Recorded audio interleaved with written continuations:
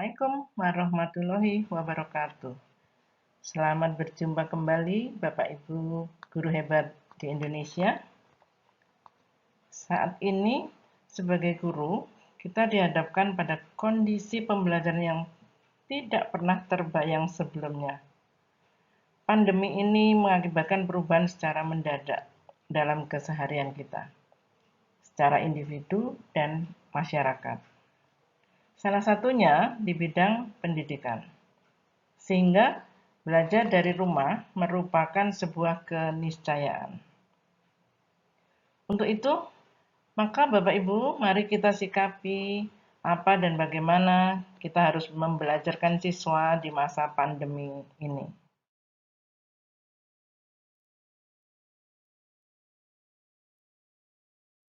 Oke, Bapak Ibu guru hebat se-Indonesia, pasti paham ya apa saja kendala terbesar dalam belajar selama masa pandemi COVID-19 ini berlangsung.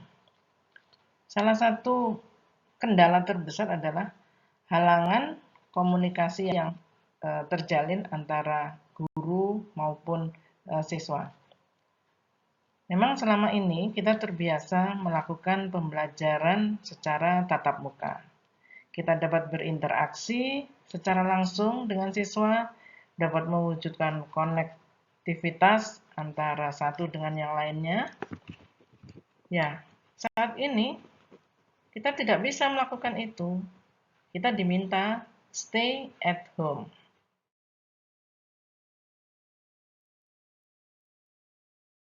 Kita tahu Merdeka Belajar menurut Bapak Mendikbud adalah sebuah proses yang bercirikan merdeka dalam berpikir. Ya, kita berharap siswa memiliki kebebasan dalam berpikir, dalam bertanya dan mencoba, serta bebas dalam menghasilkan karya. Menurut Pak Menteri, dari ketiga ini kebebasan itu akan terjadi atas dasar interaksi di dalam pembelajarannya. Pandemi COVID-19 di Indonesia itu mulai terjadi sekitar bulan Maret. Nah, kita sudah melaksanakan pembelajaran di rumah sejak bulan Maret sampai dengan pertengahan Mei, dan kita juga tidak tahu sampai kapan. Ternyata di dalam pembelajaran selama dalam masa COVID itu ditemukan beberapa temuan-temuan, yaitu antara lain banyaknya keluhan kuota internet yang harus disediakan dengan biaya mahal. Kemudian banyak siswa merasa kesulitan dalam mengerjakan tugas karena biasanya mereka bertatap muka, guru memberikan penjelasan di depan kelas dan siswa dapat bertanya secara interaktif. Dan ini sekarang tidak terjadi konsep itu.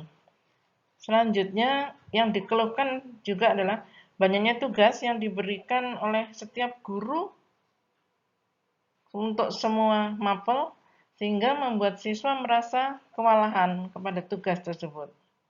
Dan pada umumnya, tugas-tugas yang diberikan selalu dalam bentuk menjawab pertanyaan, drilling. Mungkin guru terbiasa dalam memberikan soal, memberikan tugas, ya. Kemudian harapannya tidak seperti itu. Jadi tugas yang bisa diberikan dalam berbagai bentuk itu agar siswa mampu memaknai belajar secara bermakna dan terjadi dalam kondisi yang enjoy. Yang tidak kalah pentingnya Bapak Ibu, kesulitan dalam memanage waktu membuat semakin jenuh atau siswa kejenuhannya tingkat tinggi. Bagaimana solusi yang bisa kita terapkan? Kata kuncinya yang ada adalah adaptasi dan adopsi. Nah, bagaimana kita beradaptasi? Memang guru itu tidak diciptakan untuk bekerja dalam kondisi sulit seperti saat ini. Tetapi perlu diingat, tidak ada pilihan lain. Kita harus tetap fight, tetap struggle, tetap jadi guru yang tangguh. Nah, di samping tangguh, guru harus menjadi sosok yang edukreatif. Dalam artian, guru bisa merdeka bertanya kepada siapapun, antara sesama, ya. Kemudian, guru juga merdeka mencoba, karena tidak ada yang sulit jika dicoba. Dan guru juga harus merdeka berkarya, membuat skenario pembelajaran yang fleksibel, dinamis, dan menarik. Satu lagi, ketika beradaptasi, jangan dilupakan adalah selalu berkolaborasi. Kita tadi ingat beberapa temuan bahwa tingkat kejenuhan siswa dalam belajar daring selama masa COVID itu tinggi. Karena apa? Karena setiap guru memberikan tugas untuk setiap mapel. Jadi kita bisa bayangkan begitu banyaknya tugas yang diterima oleh siswa. Sebenarnya hal ini dapat disikapi Bapak Ibu guru itu tidak harus parsial atau sendiri-sendiri dalam memberikan tugas. Tetapi Bapak Ibu dapat berkolaborasi dengan sesama guru antar mapel, ya. Karena pada prinsipnya tidak ada ilmu yang berdiri sendiri, Bapak Ibu. Karena ilmu itu selalu berkaitan antara satu dengan yang lainnya. Nah, prinsip ini harus diingat karena sebenarnya prinsip ini ada di dalam penyusunan RPP. Ya. Nah, jika menjadi guru yang edukreatif masih terkendala, ya, karena kita tidak pandai IT dan sebagainya, Bapak Ibu tidak perlu risau. Karena Kemendikbud sendiri dan para pemerhati lingkungan itu telah menyiapkan beberapa platform pembelajaran berbasis teknologi yang bisa kita nikmati bersama-sama. Berikut beberapa platform yang sudah ada di Indonesia, ya. Jadi di bawah Kemendikbud juga ada, yaitu Rumah Belajar, kemudian ada Google, ada Microsoft, kemudian begitu juga dengan Kuiper School, Sekolahmu, Ruang Guru, dan Zenius. Dengan alamat masing-masing yang bisa diakses, Bapak Ibu bisa belajar dari sini, ya. Bapak Ibu bisa berkolaborasi dengan beberapa teman untuk mempelajari bagaimana pembelajaran yang beraneka ragam bisa dilaksanakan. Misalnya, ini Ruang Guru itu memberikan pembelajaran setiap hari, Senin sampai Jumat, antara pukul 8 sampai pukul 12. Ini bisa dijadikan alternatif untuk pembelajaran. Begitu juga pembelajaran melalui TVRI. Ya. Jadi beberapa platform yang bisa diakses itu silahkan Bapak Ibu coba. Bapak Ibu guru hebat, kita memang menyadari ya, memang tidak mudah melaksanakan pembelajaran daring melalui perspektif merdeka belajar. Maka saran kami diperlukan kerjasama yang baik. Untuk itu di sini disiapkan ruang untuk Q&A atau question and answer.